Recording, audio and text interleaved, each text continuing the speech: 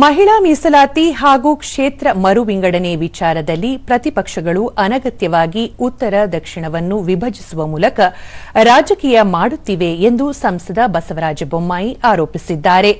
ದೆಹಲಿಯಲ್ಲಿ ನಿನ್ನೆ ಸುದ್ದಿಗಾರರೊಂದಿಗೆ ಅವರು ಮಹಿಳಾ ಮೀಸಲಾತಿ ವಿಧೇಯಕ ಈಗಾಗಲೇ 2 ಸದನಗಳಲ್ಲಿ ಸರ್ವಾನುಮತದಿಂದ ಅಂಗೀಕರಿಸಲಾಗಿದೆ.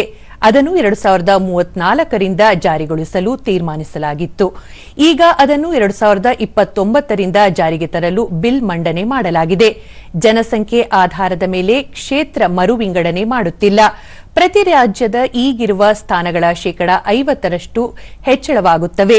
ಹೀಗಾಗಿ ಜನಸಂಖ್ಯೆ ಆಧಾರದಲ್ಲಿ ಕ್ಷೇತ್ರ ಪುನರ್ ವಿಂಗಡಣೆ ಆಗುತ್ತಿದೆ ಎನ್ನುವುದರಲ್ಲಿ ಅರ್ಥವಿಲ್ಲ ಎಂದರು. 2011ರ ಜನಗಣತಿ ಪರಿಗಣಿಸುತ್ತಿರುವುದು ಪ್ರತಿಯೊಂದು ರಾಜ್ಯವು ಅವರದೇ ಆದ ಜನಸಂಖ್ಯೆಯನ್ನು ಹೊಂದಿವೆ. ಪ್ರತಿ ಲೋಕಸಭಾ ಕ್ಷೇತ್ರದಲ್ಲಿ ಎಷ್ಟು ಜನಸಂಖ್ಯೆಗೆ ಒಂದು ಕ್ಷೇತ್ರ ಇರಬೇಕು ಎನ್ನುವುದು ಪ್ರತಿಯೊಂದು ರಾಜ್ಯದ ಮೇಲೆ ನಿರ್ಧಾರವಾಗುತ್ತದೆ.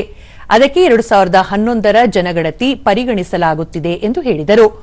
2008ರಲ್ಲಿ ಕ್ಷೇತ್ರ ಪುನರ್ ವಿಂಗಡಣೆ ಮಾಡಿದಾಗ 543 ಸೀಟುಗಳಿಗೆ ಸೀಮಿತವಾಗಿಟ್ಟುಕೊಂಡು ಕ್ಷೇತ್ರಗಳ ಪುನರ್ ವಿಂಗಡಣೆ ಮಾಡಿದ್ದಾರೆ. ಅದು ಕ್ಷೇತ್ರ ಪುನರ್ ವಿಂಗಡಣೆ ಸಮಿತಿಯಲ್ಲಿ ನಿರ್ಧರಿಸಲಾಗಿತ್ತು, ಮಸೂದೆಯಲ್ಲಿ ಅಲ್ಲ. ಪ್ರತಿಪಕ್ಷಗಳು ಅನಗತ್ಯವಾಗಿ ಸುಳ್ಳು ಹೇಳುವ ಮೂಲಕ ರಾಜಕಾರಣ ಮಾಡುತ್ತಿವೆ ಎಂದು ತಿಳಿಸಿದರು.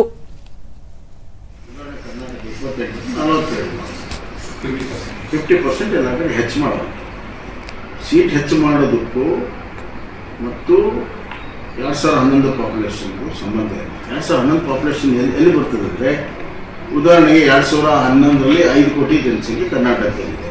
ಆ 5 ಕೋಟಿಯನ್ನು 42 ಸೀಟುಗಳಲ್ಲಿ ಹಂಚುವ ಸಲುವಾಗಿ ಡಿಲಿಮಿಟೇಷನ್ ಮಾಡಿ